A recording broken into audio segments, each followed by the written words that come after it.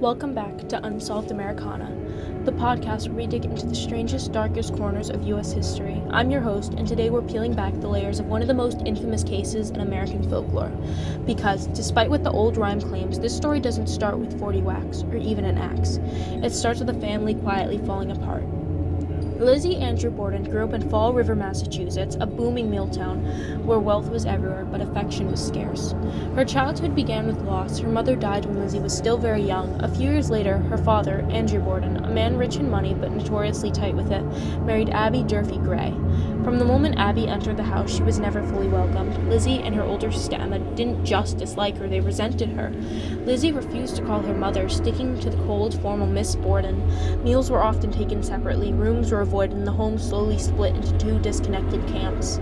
The emotional distance was bad enough, but money made everything worse. Despite his wealth, Andrew refused to give his daughters the comfortable lifestyle that they thought they deserved. They lived in a cramped, plain home, far below their social status, and the tension spiked when Andrew began signing valuable property over to Abby's relatives. To Lizzie and Emma, this wasn't kindness, it was betrayal. Whether fair or not, they became convinced their stepmother was siphoning away the inheritance they believed should be theirs. Every friction after that only added fuel. Then something strange happened days before the murders. Everyone in the house, Andrew, Abby, Lizzie, and their maid Bridget, was hit with the violent stomach sickness. Spoiled meat was the official explanation, but around town whispers spread about something darker, an attempted poisoning. Once the murders happened, those whispers hardened to theories that never truly vanished. On the morning of August 4th, 1892, years of quiet hostility finally reached a breaking point. It was a brutally hot day, heavy and humid. Sometime mid-morning, Abby went upstairs to tidy the guest room. She never came back down. She was struck from behind 19 times and collapsed between the bed and a small table. The attack was swift, vicious, and deeply personal. Not long after, Andrew returned home from his morning errands and lay down on the sofa to rest. Roughly 30 minutes later, he was too attacked. 11 blows to the face, delivered so fast and so close that he probably never saw the first one coming. 2 murders, less than 2 hours apart. All inside a house that was locked from the inside. Police quickly dismissed the idea of a random intruder. Nothing was stolen, no door was forced, and neighbors saw no strangers around the home. That left only the people inside. Uncle John had gone to visit relatives and had an airtight alibi. Bridget, the maid, was outside washing windows during Abby's murder and upstairs resting during Andrew's. That narrowed the focus to Lizzie. And Lizzie's behavior only deepened the suspicion.